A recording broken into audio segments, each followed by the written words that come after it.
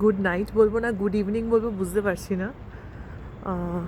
ঘড়ির কাঁটা বলছে 10:15 বাজে, মানে বেশ রাত হয়েছে।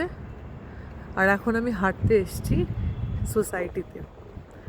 তো ইয়েস্টারডে যেই স্টেপসটা আমি শেয়ার করেছি সেটা হচ্ছে আমাদের ওয়ার্ক প্লেসের ওখানেও সুন্দর বাঁধানো হাঁটার জায়গা আছে। তো ওখানে হেঁটে আমি ইয়েস্টারডে স্টেপস কাউন্টটা দিয়েছি।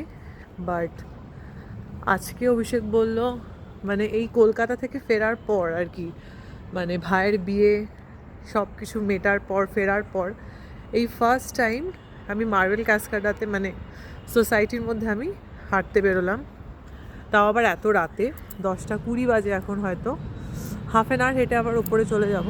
ডিনার হয়ে গেছে, মোমো ঘুমিয়ে পড়েছে। ডিনার আমি 8টার সময় করে নিয়েছি, তারও আগে 7:30 8টার মধ্যে হয়ে গেছে ডিনার। তো যাই হোক,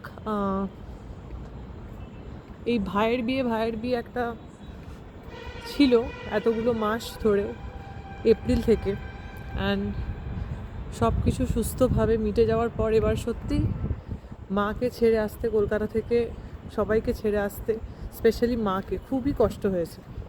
কারণ মা প্রচণ্ডভাবে ভেঙে পড়েছিল এবার।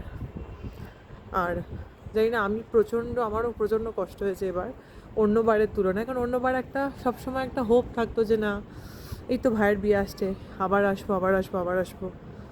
তো এখন যখন সব কিছু হয়ে গেছে, মা কিন্তু এখন একদম আবার সেই ব্যাক টু স্কোয়ার ওয়ান ওই ফেজটায় চলে গেছে।